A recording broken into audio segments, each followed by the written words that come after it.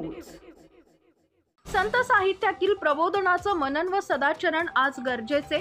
जनार्दन पंत बोथे। विदर्भ स्तर संत साहित्य संमेलनाचं यवतमाळमध्ये उद्घाटन।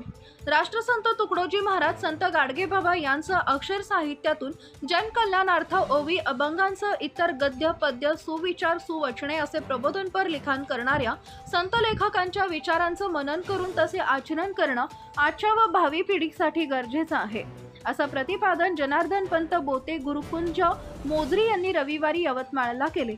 भारतीय विचार मंच शाखा यवतमाळ व संस्कृती संवर्धक मंडळ यवतमाळ यांनी संयुक्त आयोजलेल्या 11व्या विदर्भ स्तर संत साहित्य संमेलनाचं उद्घाटक म्हणून ते बोलत होते। अध्यक्षस्थानी निवृत्त प्राध्यापक व संमेलन अध्यक्ष डॉक्टर रविकांत कोलते होते। महर्षी ग्रुत्समल व्यासपीठावर पद्मश्री पुरस्कार प्राप्त सेंद्रिय शेतकरी सुभाष शर्मा, स्वागताध्यक्ष धनंजय तांबेकर, श्रीधर गाडगे, विदर्भ प्रांत संघ चालक रवींद्र मुळे, अहिल्यानगर डॉक्टर सुभाष लोहे आरवी, विजय कोशटवार, संस्कृती संवर्धक मंडळ अध्यक्ष, संमेलन संयोजक डॉक्टर ताराचंद कंठाळे होते।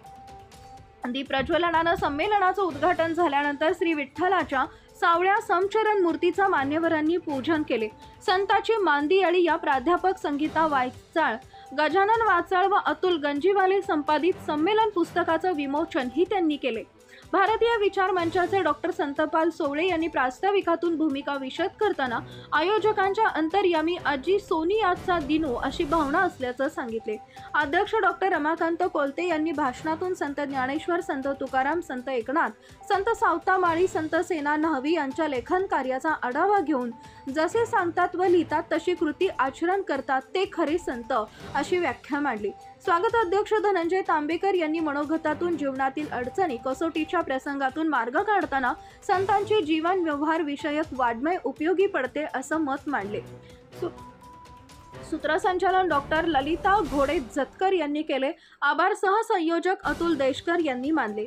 सकाळी यवतमाळ शहरातून ग्रंथदिंडी काढण्यात आली।